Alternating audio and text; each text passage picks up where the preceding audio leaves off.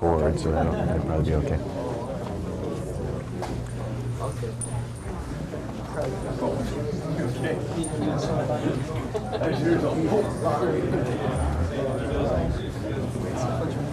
Here's what was happening. I'm going to do this a different way. This isn't the way I demoed it. If you back up a little bit here.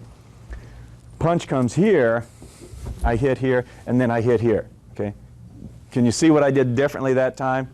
Yeah, see, I was just hitting him in a standing position. All right? So if I come in and for whatever reason, I sort of missed, and that really didn't incapacitate him, it didn't damage him, then I'm going to hit him here. This guy's, he started the fight, right?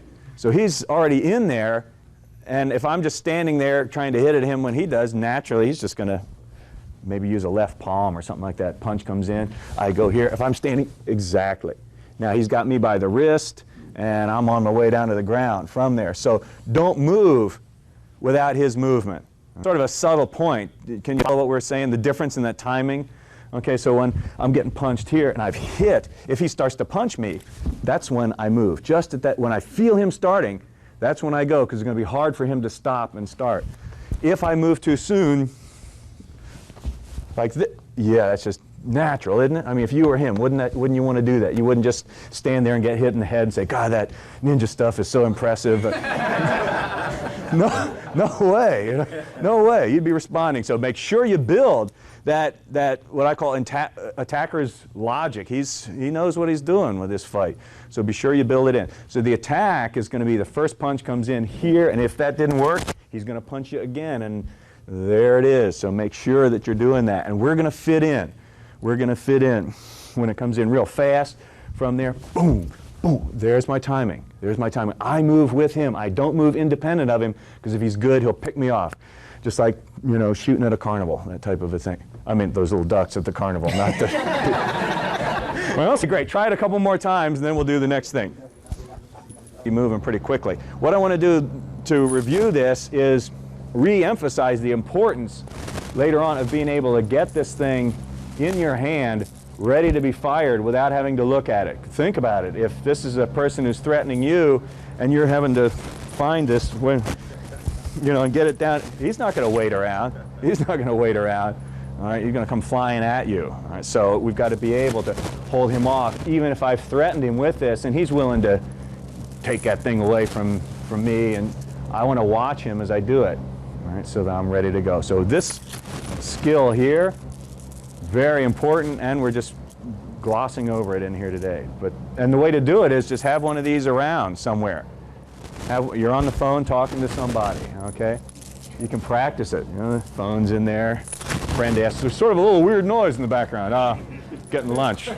Getting lunch over there, so don't worry about that noise. You know, right? Yeah. Sounds like chains. Oh, well, you know, to each his own. You know? Okay, but practice getting it in your hand so that it's ready to go. Let's move on to the next step from here, assuming that we've got that. Now with this rope, as I was moving around to coach, several people were asking about it. I'm just very quickly wiggling that around so the weight, can you see how the weight is ahead of the coils there? And if you keep the rope or chain straight as you do this, all you have to do is just make a little fanning movement with your arm here, and next thing you know, there it is. If you're trying to somehow curl it in, it's more difficult. Now this is important because this next skill that we're going to do is having this hit people on the run, and you've got to remember the objective is to keep this straight the whole time. So this is ninjutsu, everything's backwards. So if you have a flexible, loopy little weapon, you want to treat it as though it's a stick. And later on, when we use sticks, we treat it as though it were all loose and flexible. All right, so you do everything backwards. So now we're here, we're in this position, and I see this fist come up. And before he moves in and I realize what's going on, I also see, hey, he's got a coat on. Maybe that wrist is protected there. Wrist is protected, and I don't want to try to get in a wrestling match with this person, or for whatever reason, I see this and I know this is an attack. I'm here. As he starts to come in, what I want to do is attack him myself. Now the timing has got to be just right on that, because if he's there with his fist cocked just watching me and I throw this at his face, He wants to win the fight. What's he going to do when I do this? Absolutely. He's going to go around it and come right in. So I can't do this crudely. I've got to wait till I feel his intention. If I throw it too soon, duck, shift to the side, or even grab it out of the air. In fact, we're going to look at what happens when he does grab it out of the air in a minute. Okay, so from here I wait, and at the moment I feel him start in to get me, that's when I'm throwing this weight, all right, right in the face. Okay, now I'm going to use this for the demo, but you know, if you can imagine that being the tool. And it might be a belt with a buckle on the end of it, or it might be anything that has some kind of a weight. Searchlight that you plug into your car, a cigarette lighter, something like that. And again, wouldn't that be a logical thing? You know, you get out of your truck or your car at night and you've got this searchlight. There it is. It doesn't look like the weapon. Person comes at you all of a sudden and you're not sure what they've got in the top of their boot or whatever. Boom, that thing goes out. So always looking for that realism. So here's our first step. Now, what we'll do for practice is we'll aim at the chest, although you'd be hitting hands or face. I'm here in this posture. Again, I want to set it up. If his fists come up here, I might even do something like this to get away, to where he's got to chase me down. As he comes in, boom, I want to hit him, back up, and grab this weight here, because he's going to hit me again. And from there, I've got to make sure that I'm picking him off the way I need to. So our first steps on this will be to distance as the fist comes up, either move back. If it comes up too fast and you're afraid this may pop out and hit, you just do something like that to throw his timing off. Covering here, boom, throwing it in. And what I do now is turn my body, put my hands together, and just stretch it out to get to the other end of the weight. Here's what you don't do. I've hit him here, and I'm trying to grab the weight over here. All right, so make sure that we keep the streamline. Okay, boom. At the moment of his impact, or of his intention, I make my impact, and then I'm right away here in my kamae and ready to fight from there. Let's do just that much. Yeah, thanks, son. Could you see what we were doing? If he's already punching, if he's flying through the air with that fist, it's too late. We have to get out of there and do what we're looking for, just that moment. I call it the moment of intention, and you'll see it. You'll see it. Take your time and look. They've just decided, and they're getting the message down to the bones and muscles that are going to do that. If it's too soon, they'll just flip it out of the way. If it's too late, all right, they'll already be there before this weight is out to get you. Second thing, after we've hit, from here, let this come down beside you. Don't try and pull it back. Okay? This thing doesn't have much of a conscience, all right? So it'll bite anything that gets near it. So from there, whoop, get out of the way, put your hands together, and just let your other hand find the weight there. Now, there are more moves in this kata in a little bit, but let's do just this much for right now. You're looking forward at the target, hit them, you're right here. Okay? If they're crowding you, you might have to step back with this foot, and then you're back here to this position there. Grab hands and let it find and let it clear you on this side of your body that way. What I'm going to do now from here is, don't do anything, you just stand there. I want to show you the two. From here, as the bad guy, I may kind of angle around a little bit and fake every now and then. Fake like I was going to come at him, and knowing that it's a fake, all right, and he's going to watch. And then another time, we're going to stylize this so that we can practice it without getting all chewed up here. I am going to actually step forward and touch my training partner's shoulder. So, I mean, it's a real easy, non-death kind of a exercise here. Okay, so I'm shifting around. Sometimes I'm going to fake, and if I fake and he throws the rope at me, whoa, that's when I can back out of there and then come charging in, obviously, if I'm a good, you know, high-quality street mugger here, all right? And sometimes from here, I'm just going to step out and grab his shoulder. Now, that's going to let us practice two things. Number one, the right kind of distance. See, if he's there ready with that chain and I'm here, I don't have to step very far to symbolize hitting him or wrestling with him, do I? So he's going to then keep his distance so that I would, yeah, go ahead, get where you're comfortable. Yeah. Now I've got to move. You see, I have to move with my feet in order, no matter how fast I am, I have to move my whole body in order, oh, there it is, in order to get him. My whole body has to go. So this is the strategy, okay, that we want to practice. And then also watching, all right, the mind part of this, watching for that authentic attack as opposed to a fake. Because if I can fake him out, then he's shot the weapon and I can crawl on if I move, and that's when he wants to hit. All right? So what you'll want to do on this is first couple of times may not work. You may do it opposite. The fake goes and you fire, and then they come in to step and touch, and you're looking at them and looking at your chain. Giggle about it a couple of times. Okay, let that go. Then see if you can get into this as this kind of a, say, this movement action, just to practice recognizing the moment at which they're making the commitment, because that's when you want to strike as the attacker. If we start out here, and I'm the bad guy, and he's got his chain there ready to go, who do you think is really at the advantage at this point in terms of me being the attacker getting what I want to get done? Well, that's all I have to do to stop it from coming in. In fact, if he throws the chain from there, it won't be moving enough to actually hurt me. It may hit me, right, but it won't hurt me because it doesn't have its momentum. So I'm now dominating this, because anything he does, boom, I can just jam him up, start doing things from there or whatever. I'm dominating it at that point. So therefore, this is us over here, just shift. So that from here, when I'm dominating, absolutely, look at that. What was that, maybe 6 inches of heel difference? Now, I can't just nail that. I'm going to have to move my whole body. Oh, now he's out there. There it comes. Okay, that's what we're looking for. As silly as it sounds, we were just going over that in the other room there, but anyway, as silly as it sounds, just those couple of inches and getting used to it so you know. So it's tempting. See, if I'm the attacker and just keep way, way back from me. Okay. And every time I move in and get ready to do something, he's way back there. This is probably going to be my fighting position for here, right? I got to wait for him to decide to be in this fight, okay, so I can get in on him. And if he's way out there, at most, I'm going to have to just charge him, right? Just go after him with a bulldog tackle or something, or a kick if I'm a kicker, all right, to make him stay there. I might choose, if he keeps backing up and it's this kind of a fight, to finally insult him because he won't get into a fist fight with me and call him names and sort of walk off from there. All right? In which case, you may choose to let that go. All right? Somebody barking into the wind, doesn't matter, they go. Okay, so here's what we're looking for right here, where it is dangerous. Now, making that decision. Is this guy here just wiggling around to try to get you to throw your technique so he can eat you up?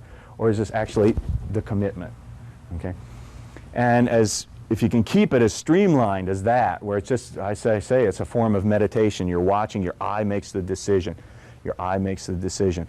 We're not going to work this too much longer. I want to show you the exercise, but this is one you'd want to practice a whole lot. In fact, later on, probably not this morning, but later on in your own training halls, if you're doing this, when it really starts to be effective for you is when you start to get a little bit bored with the exercise.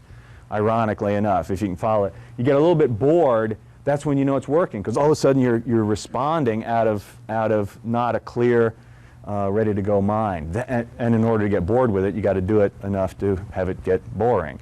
All right? Whether this makes sense or not, I don't know. You can talk with each other after I go away. All right? But that's what you're looking for. See, if I'm ready here, ready to go, and we got all this sort of bouncy, hysterical energy, that's one thing. Okay, but when you can just be standing there and talking with this guy, and all of a sudden this one comes out of here, nowhere, boom, you've hit him, and you're back out there. That's what we're looking for. That's a real skill. That's a real skill. That's what we're looking for. Okay, try this a couple more times, just this, then we're going to go into our follow-up hits, and then what if they grab the chain, and it gets worse. It gets worse. Recognizing when you're going to use this. All right, and have that in there. So what can happen is we're doing this little exercise. Kelly, we're working together here, and I'm here this way, and watch how different this is. As Kelly starts to come in, I do that as I get out of the way. Now, even with the metal one, is that really going to take a person out? It's sort of like a bee sting here. Like sort of throw. No, he's got it, and I'm going to get it, okay? So that isn't what we practiced, is it, as the technique? The technique was I had it shielded here, and as he comes in, at the moment of intention, I just fire that thing in. So it's not a, oh, by the way, like a dog tail flipping at him as I get out of it. But in that exercise we just did that I called a meditation, you might want to do it that way, because what I'm practicing is just recognizing it, and at the moment, oh, I do recognize, oh, didn't even work. That's okay. I practiced recognizing it. Later I'll go out and I'll throw this at a target and I'll get that skill up. Does this make sense? What I'm saying is that, okay, you take it apart. You practice all these different pieces if that mastery is your skill, is what you're looking for. Okay? Now let's go back to the mechanical mastery of this, to how we're going to get this. From this point, I've got this, my knees are ready to go, my feet, my mobility at the moment, and watch my distance. See, I want to make him chase me down. Oh, okay, so he comes in. I can circle around. Some of you may have experienced this. You're waiting to do the exercise and he gets maybe 2 inches closer. Ooh, and I just don't want to even be here, but you're making yourself be there. Did any of you feel that tension? I wouldn't really be here in the fight. You might thought, well, break the tension, go over here. Okay, with that. As he does come in, at that moment of impact, I'm here, but let's say it bounced off his coat. Bounced off his coat. All right, I'm ready here to come in. There's a little trick I want to show you in terms of hitting with this weight. Don't just whip and fling around where, you know, you got the, so how do you get the bad guy to hang himself like that? Okay, that's not what we're doing. From here, as it starts, I'm going to just literally throw this weight at him. I'm going to throw it and come back here. He comes in with his next, throw that weight at him. And that's what's going to give me my catch. So think of it as like a little stone or a fishing weight or something you throw, and you have the option of getting it back or snagging in there. Okay, so let me show you how we'll do this next part. You'll have this here in this particular goho no kamae. All right, you're going to hit them with this, pulling back. All right, so you're now in this particular posture here, ready to go, and it's like sort of an odd wind-up for a baseball pitch. As they start to come in, you're going out to the side and throwing this rock at them. It's going to eventually run out of reach. As it comes around here, you're going to do the reverse of it. You're going to meet this, pull it here, and now I've got my left. Throw that at him, get out of the way, put your hands together and you're back here. Okay? So it's throwing it, it's not just whipping this way, and it'll be real obvious if you actually hit a target with the metal one why you don't do this. It gets here and all of a sudden it comes back from there. So we're throwing. Okay? So from this goho no kamae, at the moment he starts to attack, boom, I'm hitting here. I'm up here, and at this point, throwing that in. Back here, throwing that in, and come back into this pose if you can on both of those. So now we've got this firing off to stop them, getting out of the way, coming back in with the one shot, back in with another. It's fun sometimes if you want to put a knife in your hand, if you have a training knife, it makes it look a little more scary or realistic. Donald, do you have the knife with you there? Well, I mean, some people get squeaky on this stuff. They go, well, yeah, but you got a chain and he's unarmed. Well, the only reason I have the chain is because I left my bazooka at home. We're talking about a fight here, and well, it's not very fair. Well, I think it's not fair that he exists, all right? That kind of person wrecking my community, so I mean, we can quibble about this all day, so no. How many times have you seen that in the martial art movie, though? You know, here he's got a perfectly good persuader in his hand, throws that down, and we're going to do it like real men here. Whoa, like real mules, all right? Real man. I remember a line in The Fish Called Wanda. Do you remember that fight scene where the guy warns him, I used to box for Oxford. He goes, oh, I used to kill people for the CIA. Let's be honest. Okay, so a person's got that knife out here. I've got this here.